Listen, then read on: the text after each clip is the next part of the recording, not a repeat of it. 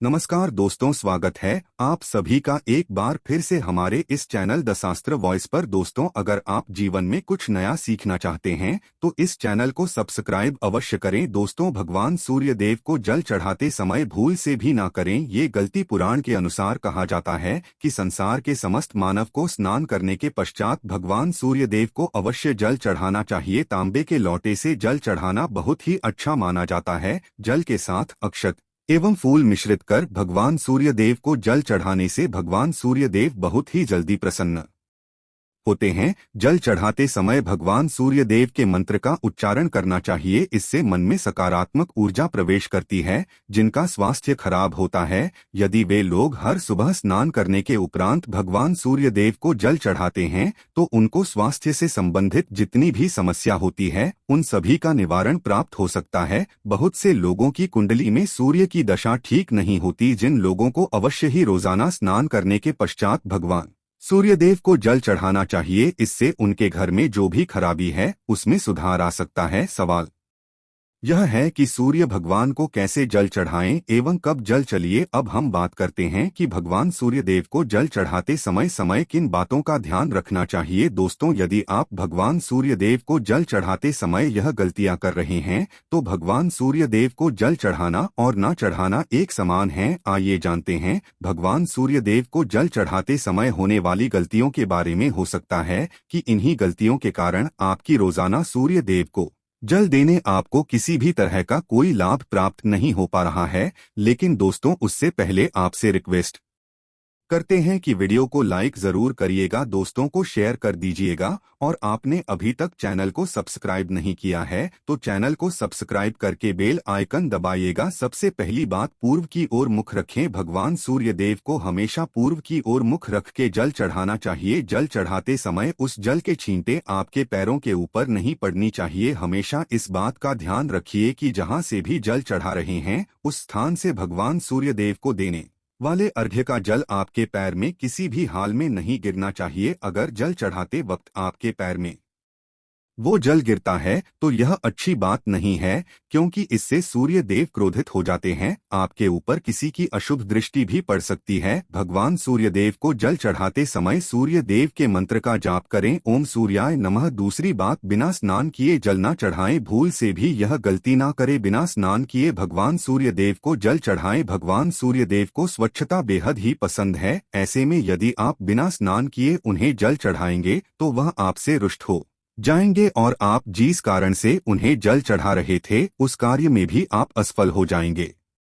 तीसरी बात का, ताम्रपत्र का उपयोग। आजकल प्लास्टिक का बड़ा फैशन चल रहा है। प्लास्टिक की किसी भी प्रकार की चीजों से भगवान सूर्य देव को जल बिल्कुल भी अंकित न करें। इसके अलावा स्टील, पीतल का इत्यादि पत्रों का भी प्रयोग न करें। भगवान सूर्य देव को जल चढ़ाने के लिए हमेशा ताम्रपत्र का प्रयोग करना चाहिए। इसके पीछे वैज्ञानिक कारण यह भी है कि सूर्य देव की उष्णता से प्लास्टिक से कुछ जहरीली गैसें निकलती हैं जो हमारी सेहत के लिए भी अच्छी नहीं होती। चौथी बार, ब्रह्मा मुहूर्त में ही अर्पित करें जल। कोशिश करें कि ब्रह्मा मुहूर्त में ही आप भगवान सूर्य देव को जल अर्पित करें। ब्रह्मा मुहूर्त का समय अर्थात सुबह के 3 से 5 बजे का समय भगवान सूर्य देव को जल अर्पण करने का सबसे अच्छा समय माना जाता है। जल चढ़ाने से पूर्व आपकी नियमित क्रियाकलाप भी पूर्ण होनी चाहिए। आप स्वच्छ वस्त्र पहनकर ही सूर्य को अर्घ्य दें। ऐसा करने से नवग्रह की कृपा जल चढ़ाने वाले व्यक्ति के ऊपर सदैव बनी रहती है। पांचवी बात, अक्षर एवं फूल अवश्य हो। भगवान सूर्य देव को जल चढ़ाते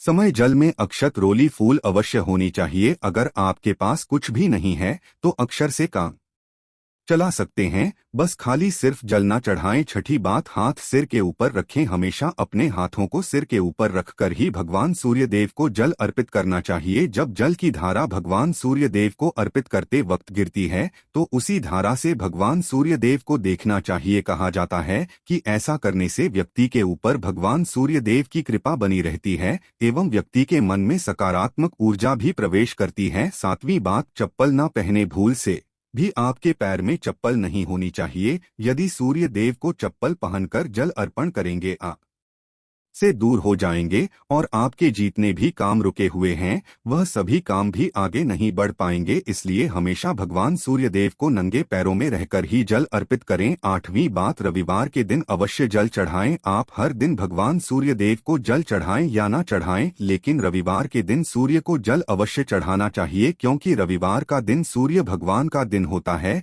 इस दिन को अवश्य ही हर व्यक्ति को भगवान सूर्य देव को जल अर्पित करना चाहिए। इससे यदि आपकी कुंडली में किसी प्रकार का कोई सूर्य से संबंधित दोष है तो वो दोष गुण में परिवर्तित हो जाएगा। 9वीं बात, सादा भोजन लें। यदि आप भगवान सूर्य देव को हर दिन जल चढ़ाते हैं तो इस बात का अवश्य ध्यान रखें कि आप रविवार के दिन मांस आहार का सेवन करें। लाल रंग की सब्जी, मसूर की दाल न खाएं। यदि आप रविवार के दिन मिष्ठान ग्रहण करते हैं तो यह बहुत ही अच्छी बात है। रविवार के दिन लाल कपड़े भूलकर भी ना पहनें। अब बात करें उपायों के बारे में, तो रविवार का दिन भगवान सूर्य देव को ही समर्पित होता है। रविवार के दिन भगवान सूर्य देव की पूजा करना बहुत अधिक लाभदायी होता है। वैसे तो हमें प्रतिदिन ही सूर्य देव की पूजा करनी है, लेकिन विशेष रूप से भगवान सूर्य देव की पूजा कर लेनी चाहिए तो आपको एक तांबे का पात्र लेना है। उस तांबे के पात्र में आपको जल रखकर भगवान सूर्य देव को हर रविवार को अर्पित करना है। अगर आप प्रतिदिन नहीं कर पाते हैं तो रविवार को जरूर करें। वैसे आपको प्रतिदिन भगवान सूर्य देव को जल जरूर देना चाहिए। चाहे आप कोई भी पूजा नहीं कर पाते हैं, समय नहीं है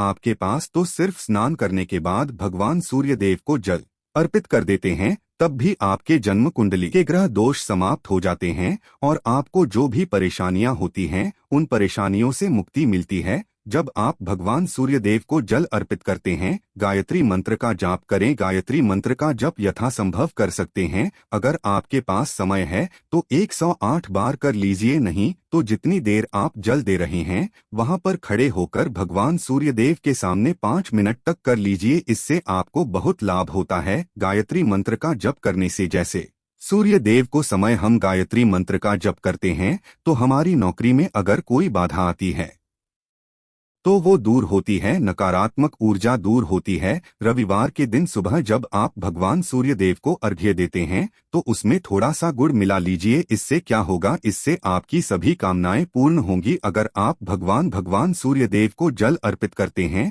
उसमें थोड़ा सा गुड़ मिलाकर अर्पित करते हैं, आपकी सभी कामनाएं पूर्ण हो जाती है। भाग्य का साथ बहुत लोगों को नहीं मिलता है। बहुत से लोग कंप्लेंट करते हैं कि हमारा भाग्य हमारा साथ नहीं देता है।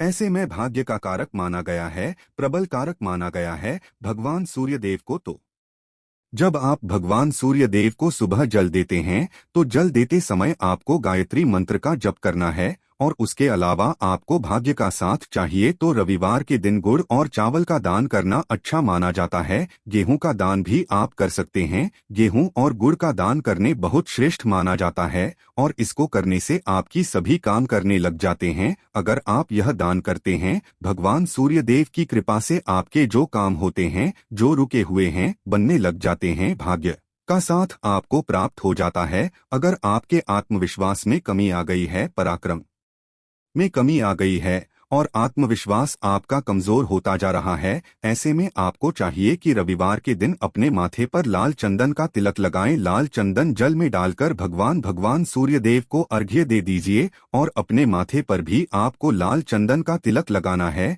जब आप जल देते हैं भगवान सूर्य देव को, तब आप उसमें लाल चंदन, जब भगवान सूर्य देव को जल अर्पित करते हैं तो उसके बाद उस तांबे के पात्र में थोड़ा सा जो लाल चंदन है वह किनारे पर लगा होता है। जो हम कोई भी वस्तु डालकर अर्पित करते हैं तो किनारे पर थोड़ा मात्र से ही अनामिका उंगली में आपको लाल चंदन लेता है और इसे अपने मस्तक पर लगाना है। अगर आप यह प्रतिदिन करते हैं तो निश्चित बहुत शीघ्र आपके आकर्षण में वृद्धि होती है, आपकी सभी काम बनने लग जाते हैं। आप अगर व्यापार करते हैं, जिनसे भी डीलिंग करते हैं, जिनसे भी आपका व्यापार है, जिससे भी आपका व्यापारिक रिश्ते बहुत मजबूत स्थिति में होता है, आपके मान सम्मान के साथ आपके आत्मविश्वास में भी वृद्धि होती है। सूर्य देव की कृपा पाना चाहते हैं तो लाल मसूर की दाल किसी ब्राह्मण को रविवार के दिन दान कर दीजिए। अगर आप किसी ब्राह्मण को लाल मसूर की दाल दान करते हैं तो इससे आपके जन्म कुंडली के ग्रह दोष दूर होते हैं। यहाँ आप 7 रविवार कर लीजिए कि आप दान करते हैं। अब जैसे इस रविवार से अपने शुरू किए तो 7 रविवार लगातार कर देंगे तो आपको बहुत शीघ्र लाभ हो जाता है, ग्रह दोषों से मुक्ति मिल जाती है। रविवार के दिन गुड़ खाकर किसी काम पर निकलना चाहिए। जैसे प्रातःकाल आप थोड़ा सा गुड़ खा लेते हैं तो इसे भगवान सूर्य देव बलि हो जाते हैं। और गुड़ और चावल से बनी हुई खीर अगर आप भगवान सूर्य देव को चढ़ाते हैं तो इससे दिन भी बहुत अच्छा हो जाता है। भगवान सूर्यदेव को अर्पित करने के बाद आप यह खीर प्रसाद स्वरूप स्वयं भी खा सकते हैं और परिवार के सभी लोग खा सकते हैं। इससे आपकी तरक्की होती है, जीवन में आपको सफलता की प्राप्ति होती है। व्यापार हो, नौकरी हो, हर जगह आपको तरक्की मिलती है।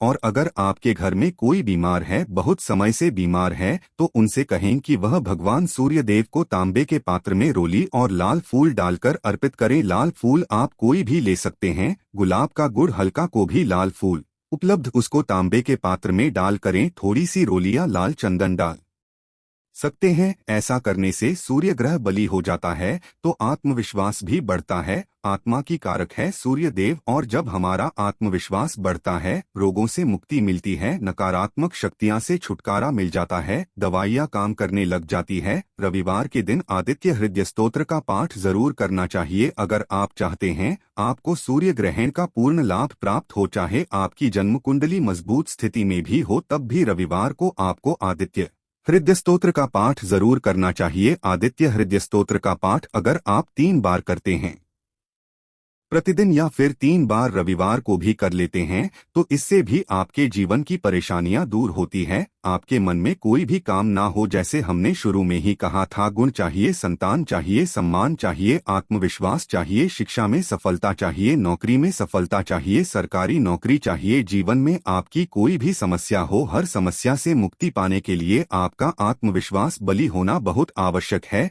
अगर आपके अंदर आत्मविश्वास होगा तो आप कोई भी समस्या से मुक्ति पा लेंगे। और आत्मविश्वास की प्राप्ति तभी होती है जब सूर्य हमारी जन्म कुंडली में अच्छी स्थिति में होते हैं। एक बहुत ही अचूक उपाय हम आपसे शेयर करने वाले हैं, इसे आप जरूरी कीजिए। अगर आप किसी भी प्रकार से किसी भी समस्या से घिरे हुए हों, कोई भी आपकी विशेष कामना है, तो यहाँ आप जरूर कीजिए। सूर्य को आप जब जल देते हैं तो जल देते समय आपको एक बेलपत्र डालना है और इस बेलपत्र के साथ आपको भगवान सूर्य को जल देना है। तो आप तांबे का पात्र ले लीजिए, उसमें थोड़ा सा गंगाजल डालें, थोड़ा सा जल डालें, एक रोली डालें और एक बेलपत्र डालें, और इसके साथ ही आप थोड़े से अक्षत भी डाल सकते हैं।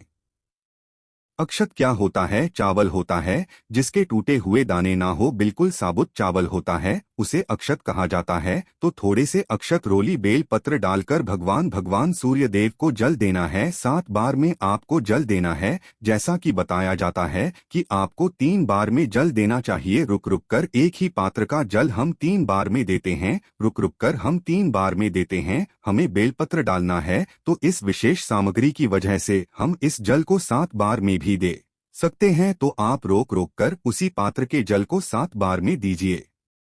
भगवान सूर्य देव को देखते हुए आपको मंत्र बोलना है, ओम हरि हरि सूर्याय नमः, ओम हरि हरि सूर्याय नमः। तो इस प्रकार से आप इस मंत्र बोलते हुए अगर भगवान सूर्य देव को जल अर्पित करते हैं तो शीघ्र ही आपकी मन की कामनाएं पूरी हो जाती है। आपकी जो भी कामना है भगवान सूर्य देव से कहे। थोड़े समय तक आप आदित्य हृदय स्तोत्र का पाठ कर सकते हैं, चाहे तो 1 बार, 3 बार या 108 बार गायत्री मंत्र का जप कर लीजिए, या भगवान सूर्यदेव का कोई भी एक मंत्र जिसका आप 108 बार जप कर सकते हैं। जरूर इस प्रयोग को करने के बाद कीजिए, इससे आपकी कामना बहुत जल्द पूरी हो जाती है। दोस्तों, आज की वीडियो में हमने सूर्य को मजबूत करने के उपाय बताए हैं। सूर्य को मजबूत करना बहुत आवश्यक है। सूर्य आत्मा के कारक है और बहुत जरूरी है। आत्मविश्वास का बली होना। अगर हम जीवन में किसी भी प्रकार की सफलता पाने चाहते हैं तो आप प्रतिदिन भगवान सूर्यदेव जी की आराधना कीजिए और रविवार के दिन विशेष रूप से कीजिए। रविवार के दिन गाय माता को हरा चारा खिलाने से पुण्य फल की प्राप्ति होती है। दान करने से जातक को 1 लाख यज्ञ के बराबर पुण्य मिलता है। इसलिए रविवार के दिन सामर्थ्य और श्रद्धा के अनुसार सूर्य आराधना करनी चाहिए ताकि ज्यादा से ज्यादा आशीर्वाद मिल सके। उम्मीद करते हैं आज की वीडियो से आपको लाभ जरूरी होगा। आज के लिए बस इतना ही दोस्तों। अगर आपको वीडियो पसंद आई हो तो वीडियो को लाइक जरूर कीजिएगा और दोस्तों को शेयर करके सब्सक्राइब कीजिएगा और बेल आइकन को प्रेस कीजिएगा, जिससे आपको ऐसी ही वीडियो की नोटिफिकेशन सबसे पहले मिले। दोस्तों मिलते हैं अगले वीडियो में, तब तक के लिए जय महाकाल, जय श्री राम।